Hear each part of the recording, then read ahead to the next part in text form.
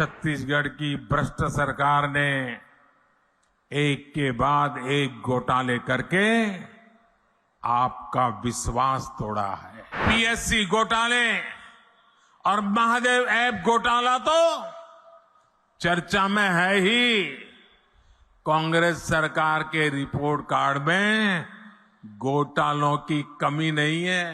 कांग्रेस का सारा खेल सिर्फ और सिर्फ अपने परिवार के लिए और धन्ना सेठों के लिए है। मेरे परिवारजनों, छत्तीसगढ़ की भ्रष्ट सरकार ने एक के बाद एक घोटाले करके आपका विश्वास तोड़ा है।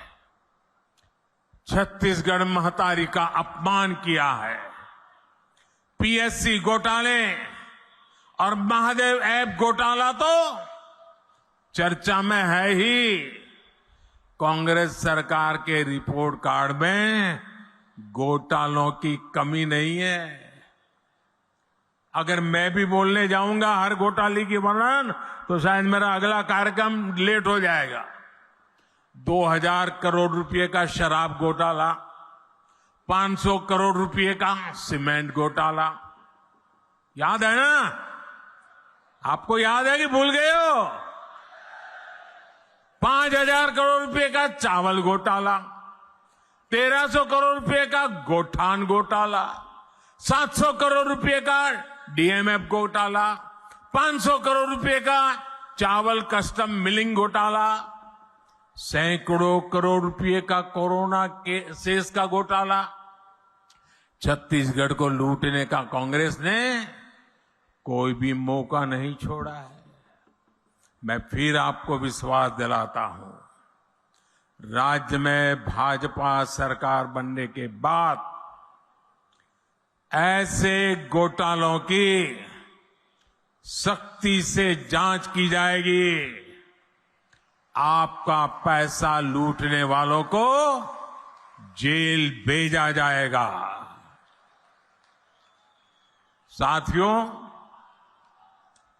कांग्रेस ने गरीब को धोखे के सिवाय कभी कुछ नहीं दिया है।